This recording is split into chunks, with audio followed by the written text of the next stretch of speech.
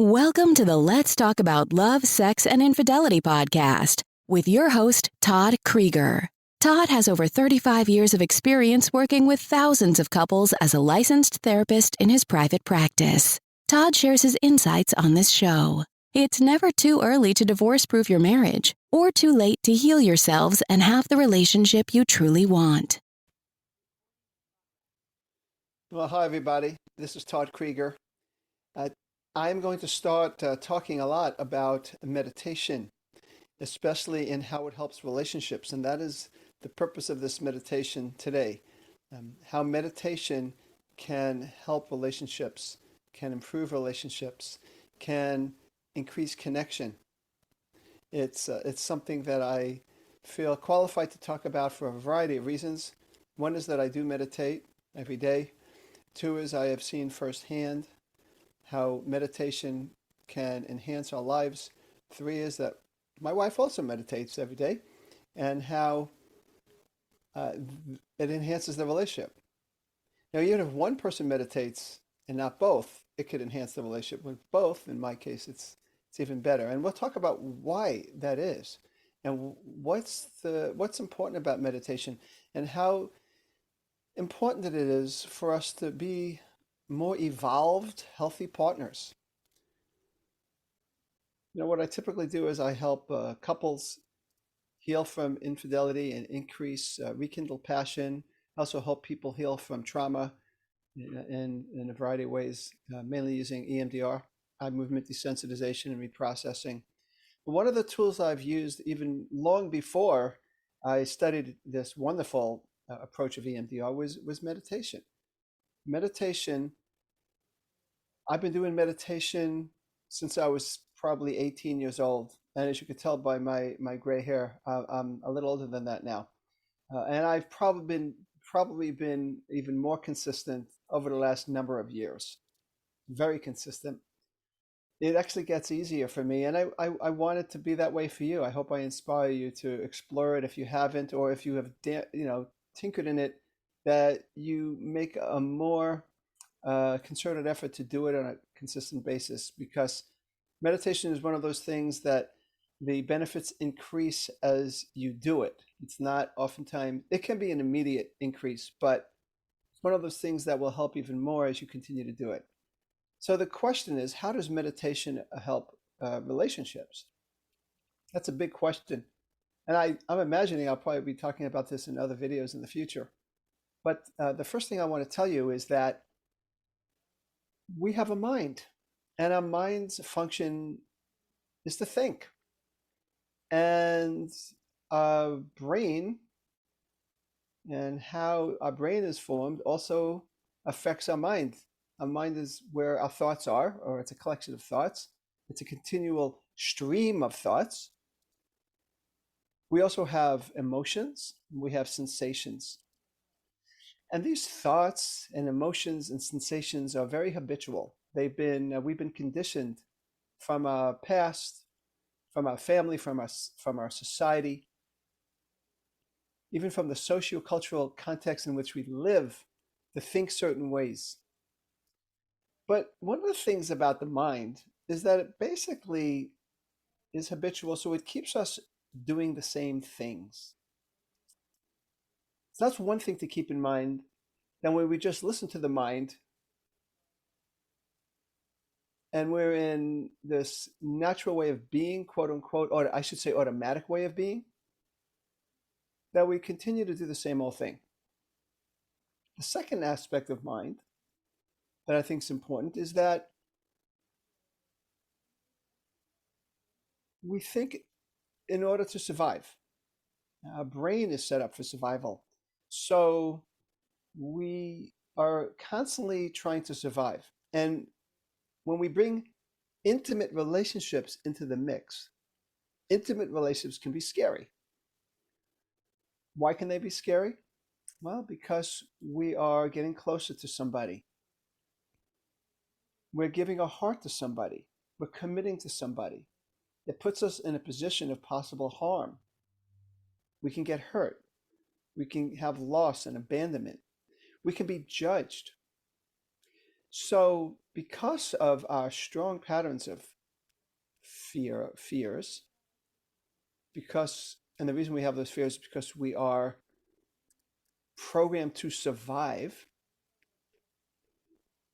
that we tend to get very protective and defensive in our relationships. So, one of the main ways meditation helps relationships is that it helps us go beyond our mind in a sense. And I'll be using that phrase in the future too. It helps us go beyond our mind. Now, what do I mean by that? It means that we're not our mind.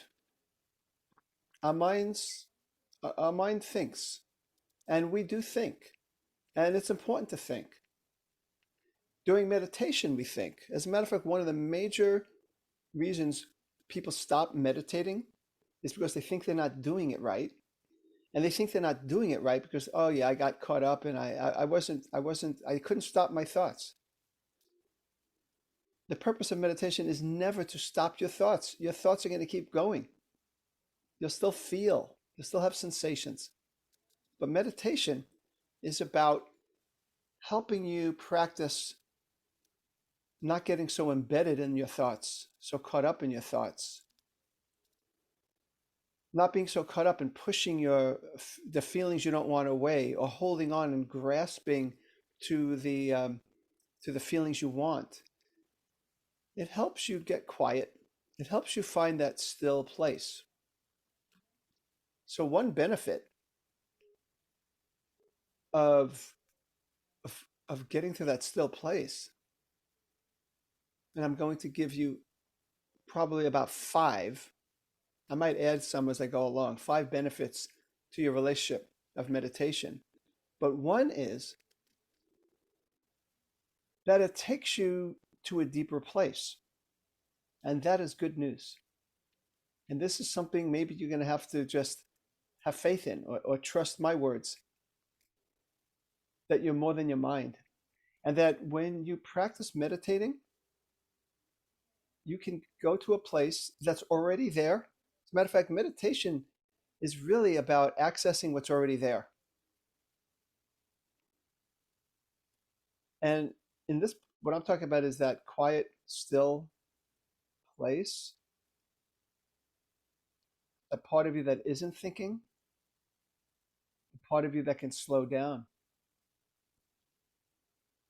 As you practice meditating and getting to a point of slowing down, the benefit is that you're in a place to be a deeper listener, to be a non-reactive listener. My story is that I think my wife loves the fact that I meditate because I'm so much a better listener. I'm not perfect. Let me tell you, I still get caught up in my own reactivity sometimes, and I let my mind take over, but so much better, so much capacity to deeply listen, even to her complaints, so that she can be heard. Without meditation, it would be much more difficult for me to just deeply listen without taking it personally and getting reactive.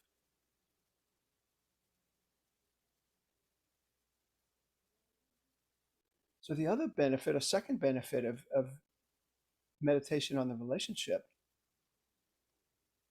well, let me say it this way. What do you think happens to my wife when I listen and I'm not reactive? It quiets her down. We all just want to be heard. A lot of times when I'm working with couples, I see it as 2 people just fighting to be heard.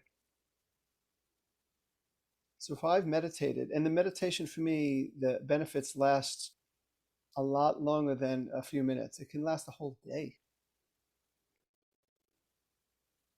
Then I'm in a position to listen to her. And when she feels heard, her nervous system calms down.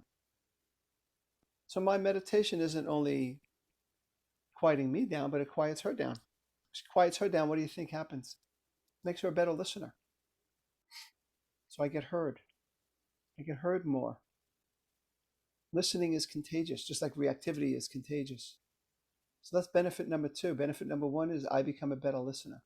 Benefit number two is she becomes a better listener and I get heard. It's a pretty good deal.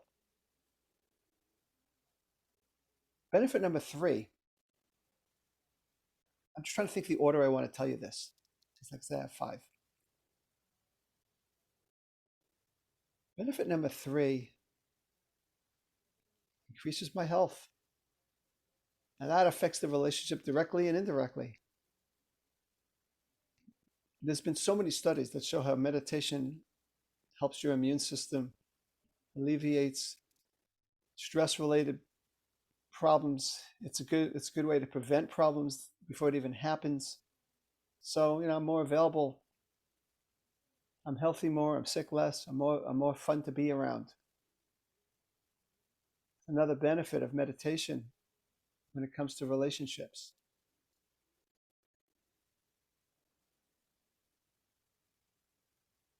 Fourth benefit, when meditating, you access your creative potential. I can't tell you how many times I've described a healthy relationship as one where there's interpersonal creativity. And that includes being romantic. When I am meditating and my mind does quiet down, not because I'm trying to quiet it down, but it does. It's a byproduct. It's a byproduct of accessing that quiet part of myself that's already there. That oftentimes ideas come to me, ways to be loving. It helps me be more interesting to her as well, because I come up with these great ideas. Not always, but I've had some of my best ideas. I'm not talking about this now, but I've come up with some good money-making ideas too while I meditated. So it helps that too. But today I'm talking about relationship. And the fifth benefit of meditating on relationships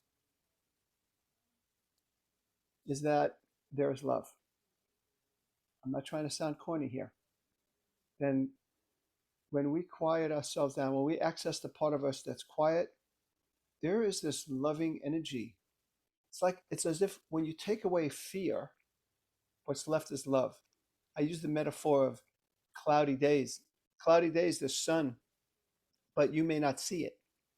Take away the clouds, there it is. It's a bright sunny day. Love is there. The capacity to love is there. And I know that people go through a lot of hardships in life that cover up that love. There's an eclipse of the heart, right? Great song from the 80s and 90s, I think 90s. But it's I think it's called the solar eclipse of the heart, pretty sure. But anyway, traumas, hardships, abuse, they all cover that up, but it's still there. And I do use processes of therapy such as EMDR to help with that. But with meditation, it's another wonderful way to access that part of you that's love. It feels so good. It just feels good. It feels good to not be contracted, to be expanded, to be full of love. And of course, that extends. So I will add a sixth. I told you I might happen. The sixth is love is contagious too. And so it can often literally bring out the love in another person just by the beginning process of just meditating. And of course, we're not talking about the 10, 20 to 30 minutes of meditation that a person might do. I do 30 usually a day. But even if it's less, it doesn't matter. Whatever you do, it also can help you be the best person you could be out of meditation, right? Isn't that more important even? Meditation wouldn't be a whole lot worthwhile if it only was good for while you were meditating. It's the many, many, many more minutes of your waking day that helps you be that best person you could be. So highly, highly endorse meditation.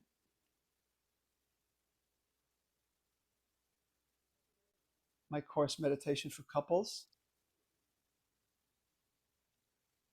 which, depending on when you hear this, coming out June of 2022, is a phenomenal process for people.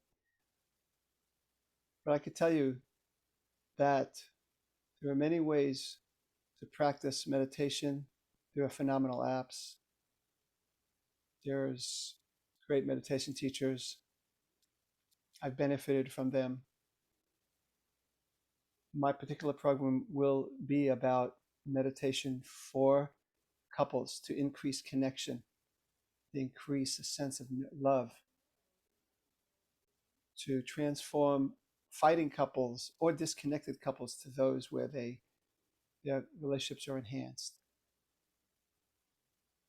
So I hope you apply some of what I said today, and I'll be talking more about this in the future, different aspects of meditation and how it can help your life, especially your relationships.